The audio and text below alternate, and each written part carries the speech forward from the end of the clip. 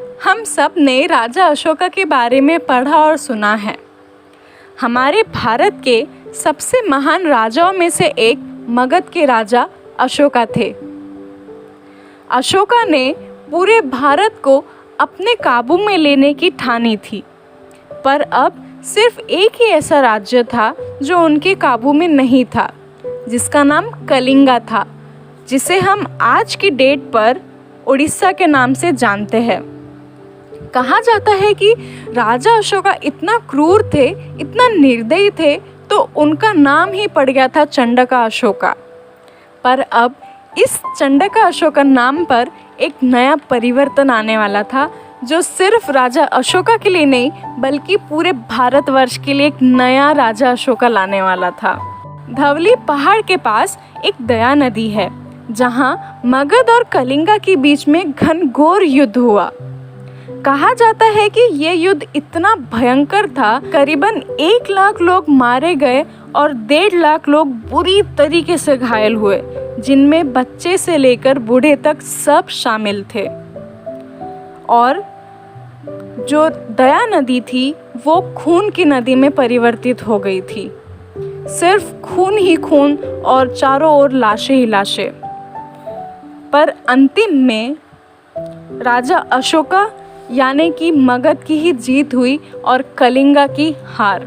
जब युद्ध खत्म हुआ, राजा अशोका धवली के आसपास के गांव में और आसपास के जगह में घूमने निकले।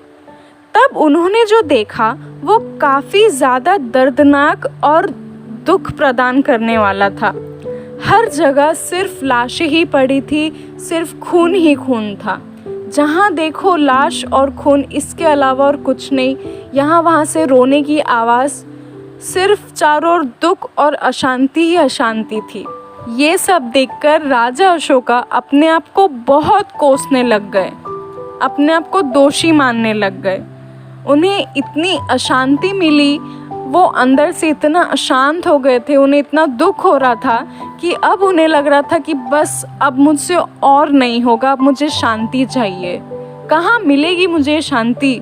बस कोई मुझे शांति दे दे, मुझे कोई राज्य, कोई लड़ाई, कुछ भी नहीं करना है, बस अब मुझे शांति चाहिए। तभी उपबप्ता नाम के एक संत मिले जो गौतम बुद्ध के उत्तम शिष्य में से एक थे।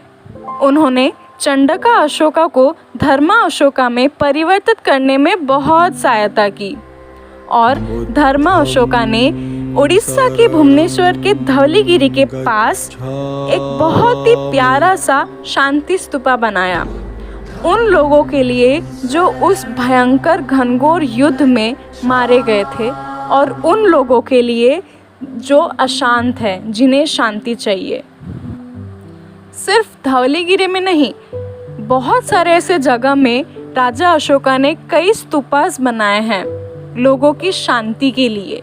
और ये सब चीज़ होने के बाद राजा अशोका अब धर्मा अशोका बन चुके थे, जो बुद्ध धर्म का प्रचार करने में व्यस्त हो गए थे। उन्होंने अपना बाकी का जीवन धर्म प्रचार करने में ही लगाया। राजा अशोका को बुद्ध के शरण में ही जाकर शांति मिली। कुछ करने के पहले हमें एक बार सोचना बहुत ज़रूरी है, क्योंकि एक बार अगर हमसे कोई गलती हो जाती है या कुछ खराब हो जाता है तो हम उसे सुधार नहीं सकते हैं। बहुत मुश्किल होता है। भले ही आप दुनिया के कितने बड़े राजा क्यों ना हो, भले ही आप कितने धनवान क्यों ना हो, चीज़ें बिगड़ने को टाइम नहीं लगता है ना?